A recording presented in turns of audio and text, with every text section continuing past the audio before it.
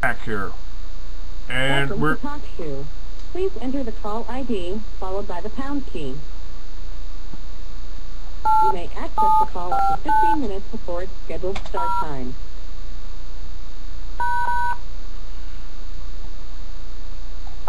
Welcome to Washeshu. Please enter the call ID followed by the pound key. You may access the call up to 15 minutes. Yeah, well, I'm certainly trying here. William, have I got you back on? Yes, you have. Okay. Welcome to Washeshu. Yeah. Please enter the call ID followed by the pound key. You may access the call up to 15 minutes before its scheduled start time. You know what? To hell with TalkShoe. I've got nothing but problems with them. And so if I've got my guest back up here, and we're on Welcome everybody else. Please enter the call ID followed by the pound key. No, I don't want to enter that. I don't want to talk to you no more. All right, go away. Hopefully, okay. All right, we're up on Blog Talk. We're up on Blog TV. We're recording. My guest, I will try this all over again. My guest is Art George and William Blair. And William, you were just about to tell us, we're going to be talking about the Indigenous people, the Declaration of Rights that you wrote. But explain to me again about Auditor. What do you do? Well, InfraSpec was founded in 1992. It steps outside of the normal authentication and certification basis you'll see, and it evolved into what they call the fusion centers. In other words, the institutions and agencies are cooperating as partners, and they use a doctrine of total information awareness. Basically, what we did was go back in parallel so that the public would have total information awareness as well.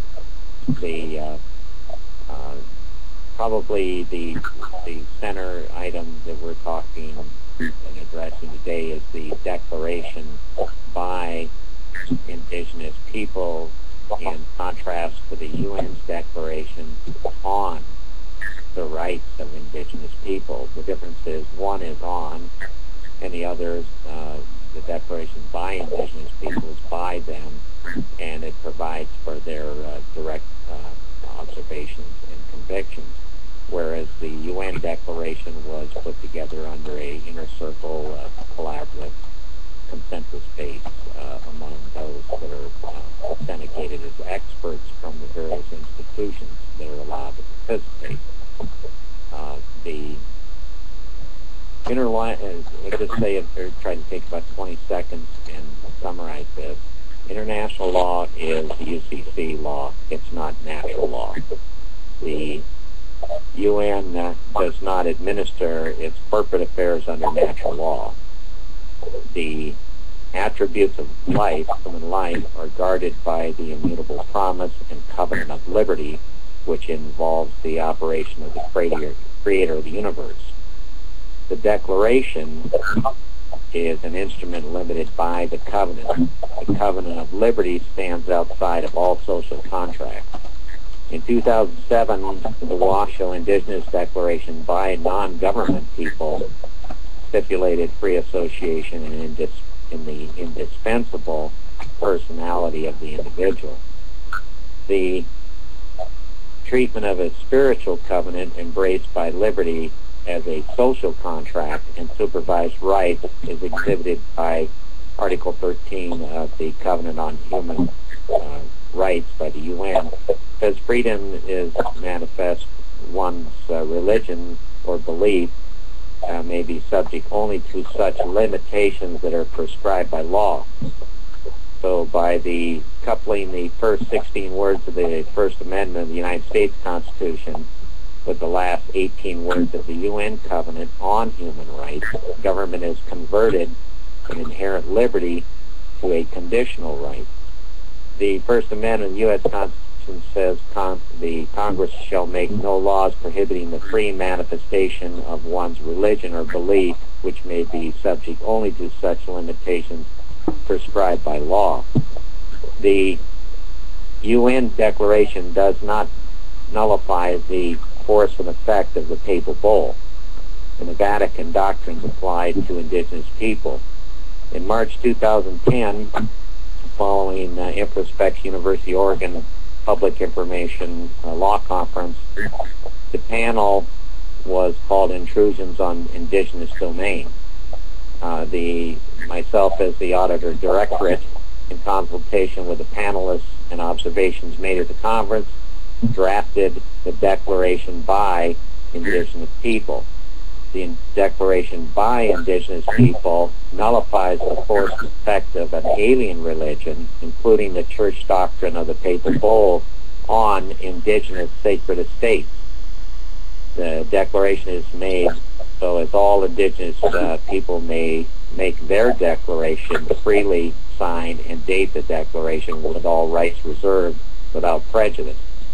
No government authorities were seated on the Introspect panel, and the declaration does not treat indigenous sovereignty and the covenant of individual liberty as a supervised right granted by surrogate powers.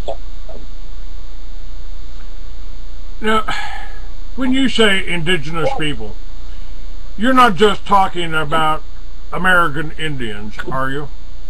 No, I'm talking about everyone on the planet Earth. Everyone is indigenous from somewhere. The surrogate powers idea is usually it's a false rights doctrine where you create the impression that you have a certain kind of rights. Those would be things like affirmative action, protected group, various phony false rights. Okay, people are telling me my volume's a little bit messed up here. I'm still trying to read the chat rooms and get everything working here. Is it possible that somebody up there and high up in government doesn't want this information out? Of course, under the total information awareness, you basically have parallel information structures. Homeland Security has absorbed all of the agencies and cooperating people, including tribal authorities, into their matrix. An example of this would be secure communities, where you actually have, it's called SCOM. Basically, everybody has been put into, in 2008, a common database, and it's very automated. And essentially, what this means is not a matter of just an invasion of privacy. That's what the distraction is.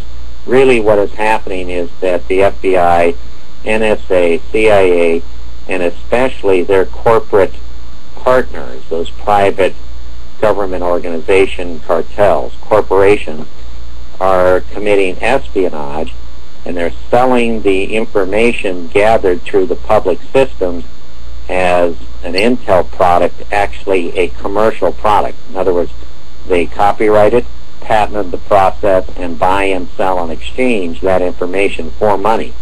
That is where their weak spot is within their own UCC commercial court form. In other words, the judges don't want to talk about espionage because the agencies would be that are copywriting and selling and purchasing information would be in a world of hurt in a legal courtroom if there was a petition entered against them for infringement of business proprietary information and exclusive commercial rights. Let me ask you very quickly on this. You know, after 9/11, and I was exposing the whole Mossad operation that they were trying to blame on the Arabs.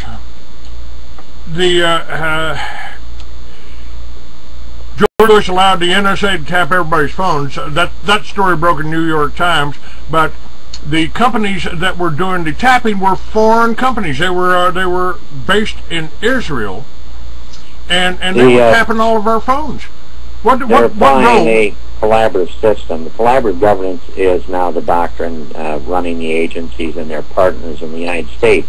Collaborative governance, the Achilles heel of collaborative governance is that they are giving corporations the authority to do many things, including convey, sell, purchase public assets and resources. This is exemplified by, say, such as the McKinsey Watershed Council in Oregon, where a trust gets public funds, such as the McKinsey Trust. They get public funds to educate the people and so forth. So it's a very tight loop. That means that the public property is conveyed to a corporate ownership. I don't use the word private, I use corporate ownership. From there, it's turned into profit through ecosystem services, cap and